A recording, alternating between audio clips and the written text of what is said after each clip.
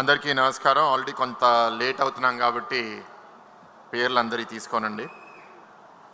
Communism లేదు, capitalism లేదు, అంతా టూరిజమే అని సిబిఎన్ గారు చెప్పినప్పుడు కొందరు విమర్శించారు. ఇప్పుడు వాళ్ళే ముందు మాట్లాడుతున్నప్పుడు కూడా పెద్దలు చెప్పారు, పొగుడుతున్నారు. మొన్న ఒక నేషనల్ ఛానల్ ఇంటర్వ్యూలో లొకేషన్ మాట్లాడుతూ బెంగళూరు, గోవా ఒక బిడ్డ కంటే ఆ బిడ్డ పేరు విశాఖపట్నం అవుతుంది అని చెప్పారు. దాని ఉద్దేశం ఏంటంటే ఐటీ రంగమే కాదు, పర్యాటక రంగం కూడా విశాఖపట్నం అభివృద్ధి చెందుతుంది అనేది ఆయన ఆలోచన. అసలు పర్యాటకం అంటే ఏంటి మీ అందరూ ఒకసారి విశ్లేషించాలి.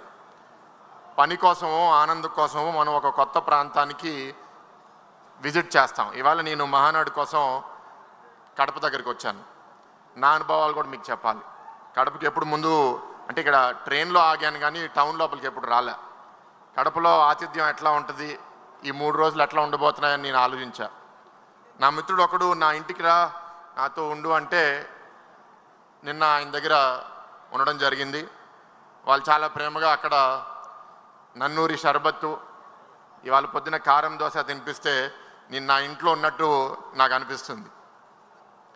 మొన్న ప్రపంచవ్యాప్తంగా ఒక మంచి పేరు పొందిన హిందీ యాక్ట్రెస్ ప్రియాంక చోప్రా గారు ఇవాళ మన తెలుగు డైరెక్టర్ ఎస్ఎస్ రాజమౌళి గారి సినిమాలో యాక్ట్రెస్గా కూడా పనిచేస్తుంది. ఆ సినిమా షూటింగ్లో తిరిగి అమెరికాకి వెళ్ళే దారిలో విశాఖపట్నం ఎయిర్పోర్ట్కి వెళ్ళేటప్పుడు ఒక సిగ్నల్ దగ్గర ఎవరో ఒక మహిళ జాంకాయలు అమ్ముతుంది.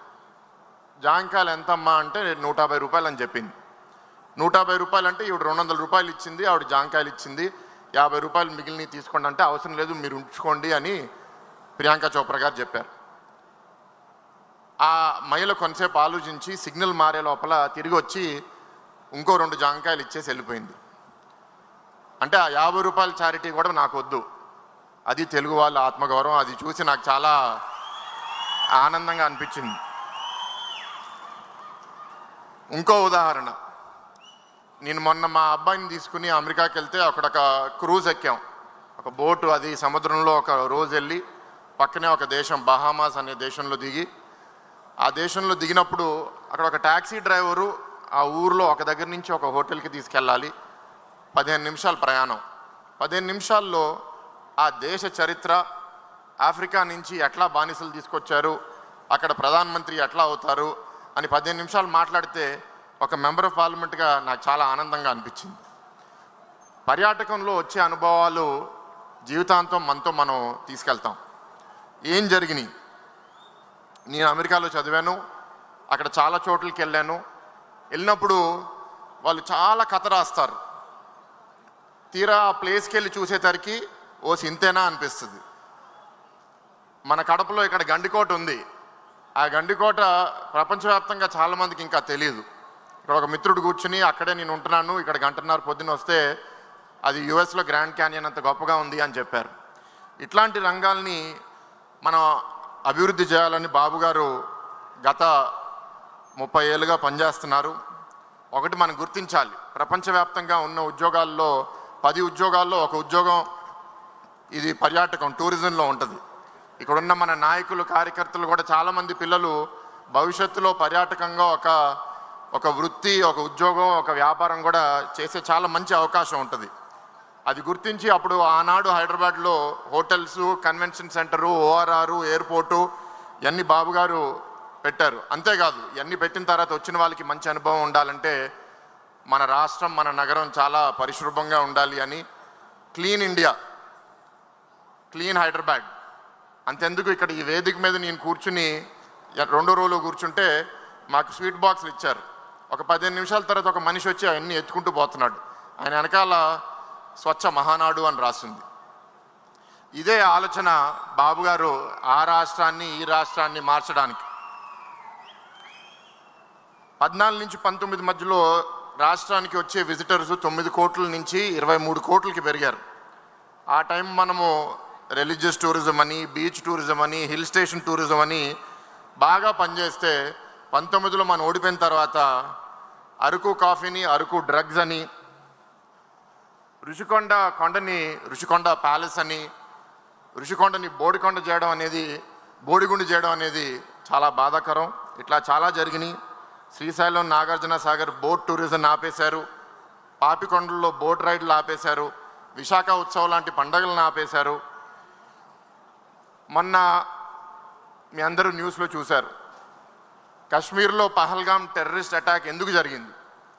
ఎందుకంటే కశ్మీర్లో ఇవాళ పర్యాటకంగా చాలా అభివృద్ధి చెందుతుంది, చాలామంది వస్తున్నారు, ఆర్థికంగా అక్కడ అందరూ అభివృద్ధి చెందుతున్నారు. అది చెందిపోతే భవిష్యత్తులో మేము అక్కడ ఉగ్రవాదం చేయడానికి లేకపోతే అక్కడ విభజన రాజకీయం చేయడానికి కుదరదు అనే ఉద్దేశంతో పాకిస్తాన్ నుంచి ఉగ్రవాదులు వచ్చి పహల్గామ్లో టెర్రరిస్ట్ అటాక్ చేశారు. మనకి ఇక్కడ పాకిస్తాన్ ఉగ్రవాదులు అవసరం లే, ఆ వైసీపీ ఆర్థిక ఉగ్రవాదులు చాలు. వాళ్ళు 500 కోట్లతో ఎంతో అభివృద్ధి చేయొచ్చు. ఆ 500 కోట్లతో ఒక ఋషికొండ ప్యాలెస్ కట్టుకున్నారు. ఇట్లాంటి పనులు చేశారు. అయినా పర్వాలేదు, ఇవాళ మళ్ళీ మన ఇండియా కేంద్ర మంత్రిని కలిసిన అరకు కాఫీ వాళ్ళకి ఇవ్వడం, దాని ప్రాముఖ్యత చెప్పడం, మేమందరం మెంబర్స్ ఆఫ్ పార్లమెంట్లో కూడా అరకు కాఫీ స్టాల్ పెడితే దేశవ్యాప్తంగా ఉన్న అందరూ మెంబర్స్ ఆఫ్ పార్లమెంట్ 800 మంది మన కాఫీ తాగి చాలా బాగుందయ్యా మీ కాఫీ అని వాళ్ళు కూడా దాని గురించి పోస్ట్ చేస్తుంటే చాలా గర్వంగా అనిపిస్తుంది. వాళ్ళు ఆపేసిన ఈ బోట్ రైడ్లన్నీ మళ్ళీ మనం స్టార్ట్ చేశాము. క్రూజెస్ కూడా వైజాగ్లో ఒక క్రూజ్ వచ్చింది. ఏదో రోజు ఆ క్రూజ్ అండమాన్కి కూడా వెళ్ళాలని కోరుతున్నాను. ఇక్కడ పెట్టుబడిదారులకి మళ్ళీ ధైర్యం పుట్టించి ఓబరాయ్ హోటళ్ళు, మేఫేర్ హోటళ్ళు, తాజ్ హోటల్ అని ఉత్తరాంధ్రలో, ఇతర రాష్ట్రాల్లో, ఇతర ప్రాంతాల్లో బాపట్ల బీచ్, ఇక్కడ గండికోట, రాజమండ్రిలో అఖండ గోదావరి ప్రాజెక్ట్ అని కేంద్రం నుంచి 200 కోట్లు కూడా తీసుకుని రావడం జరిగింది.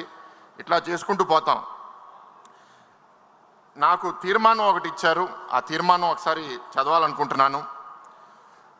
పర్యాటకాన్ని డెవలప్ చేయడానికి ఆంధ్రప్రదేశ్ని అంతర్జాతీయంగా ప్రమోట్ చేయడం, విదేశీ పర్యాటకులను ఆకర్షించేలా పర్యాటక రంగంలో సుదీర్ఘ ప్రణాళికలు ముందుపెట్టిన శ్రీ నారా చంద్రబాబు నాయుడు గారు శ్రీకారం చుట్టారు.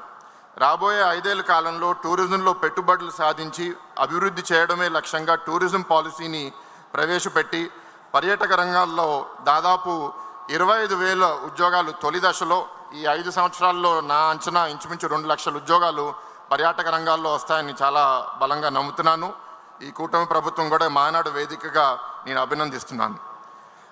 అటు ఉత్తరాంధ్ర నుంచి ఇటు రాయలసీమ ప్రాంతం దాకా పర్యాటక అభివృద్ధి దృష్టి సారించి ఏడాది పాటు టూరిజం ఫెస్టివల్ క్యాలెండర్ ద్వారా మరింత అభివృద్ధి దిశగా రాష్ట్రాన్ని ప్రగతి పథంలో పయనింపజేసేలా ఈ తీర్మానాన్ని ప్రతిపాదించడమైనది. దీంతో నేను 2 పాయింట్లతో ముగించేస్తానండి. నేను చిన్నప్పుడు హైదరాబాద్లో ఒక అపార్ట్మెంట్లో పెరుగుతున్నప్పుడు అక్కడ వాటర్ కంటిన్యూస్గా వచ్చేది కాదు. రోజుకు ఒక 2-3 గంటలు వస్తే మేము బకెట్లో నింపుకుని రోజంతా ఆ వాటర్ని వాడుకునేవాళ్ళం. మా అమ్మ నాకు నీటి విలువ ఏంటి, ఎందుకు మనం బయట చెత్త వేయకూడదని నాకు బాగా నేర్పించింది. ఇవాళ నేనేంటంటే ఎక్కడికి వెళ్ళినా సరే ఒక ప్లేస్ చాలా అద్భుతంగా ఉండాలి, అది చూస్తే ఎవరికన్నా మనసు ఆకర్షించాలి, మళ్ళీ మళ్ళీ రావాలనిపించాలని నేను ఎక్కడికి వెళ్ళినా సరే చెత్త డస్ట్బిన్లో వేస్తాను తప్ప రోడ్డు మీద, ఇక్కడ బయట ప్రాంగణంలో నేను వేయను. కానీ ఒక అనుభవం మీకు చెప్పాలి. గత సంవత్సరం ఎలక్షన్కి రిజల్ట్స్ వచ్చే ముందు నేను జపాన్కి ఒక వారం రోజులు వెళ్తే ఎక్కడ చెత్త తీసుకున్నా జేబులో పెట్టుకుని నేను ఊరంతా ఎతుకుతున్నా, ఎక్కడుంది చెత్తబుట్ట వేద్దాము అని. ఎక్కడ దొరకట్లా. ఏంటయ్యా మీ దేశంలో మీకు చెత్తబుట్టలు లేవు అంటే, ఆ దేశంలో ఉన్నవాళ్ళు వాళ్ళ జేబు నుంచి ఒక చిన్న ప్లాస్టిక్ చిట్టి తీశారు. అది ఓపెన్ చేస్తే ఇంత బ్యాగ్ అవుతుంది. మేము నేర్చుకున్నది ఏంటి అంటే మా దేశంలో మేము చెత్త, మా బాధ్యత ఏంటంటే చెత్తబుట్టలు వేయడమే కాదు, అసలు చెత్త తయారు చేయడమే మాకు ఇష్టం లేదు. అందుకే ఇది మాకు ఒక లెసన్. మా జేబులో ఇది పెట్టుకుంటాము. ఒకవేళ చెత్త ఏదన్నా ఆ రోజు మాతో ఉంటే ఆ ప్యాకెట్లో పెట్టుకుని ఇంటికి తీసుకెళ్ళి మా ఇంట్లో చెత్తబుట్టలు వేస్తాము. మనం ఇంకా దాని నుంచి చాలా దూరంగా ఉన్నాము. ఇక్కడ ఈ గ్రామాల్లో నేను ఎక్కడ చూసినా సరే చెత్త రోడ్డు మీద చూస్తుంటే నాకు చాలా బాధ కలుగుతుంది. కానీ మనం తప్పకుండా బాబు గారి నాయకత్వంలో, లోకేష్ అన్న నాయకత్వంలో ఆ డైరెక్షన్లో వెళ్తాము. ఆఖరిగా చెప్పేది ఏంటి అంటే, మనకి చాలా నాగరికత ఉంది, కల్చర్ ఉంది, కథలు ఉన్నాయి, కళలు ఉన్నాయి. అవన్నీ మనం కాపాడుకోవాలి. మన ఎప్పటి నుంచో మన పూర్వీకులు చెప్పేది అతిథి దేవో భవ అనేది మనందరూ ఆలోచించి ఆ విధంగా మనం పనిచేస్తే రెస్ట్ ఆఫ్ ద వర్క్ బాబు గారి నాయకత్వంలో, లోకేష్ అన్న నాయకత్వంలో, వేదిక మీద ఉన్న నాయకులందరూ, ముందున్న నాయకులందరూ కలిసి పనిచేసి ఈ రాష్ట్రాన్ని ఒక స్వర్ణాంధ్రగా తయారు చేస్తారని చాలా బలంగా నమ్ముతున్నాను. ఆఖరిగా ఈ ఎన్టీఆర్ గారి జయంతి సందర్భంగా నన్ను మాట్లాడే అవకాశం ఇచ్చినందుకు అందరికీ నమస్కారం. Thank you.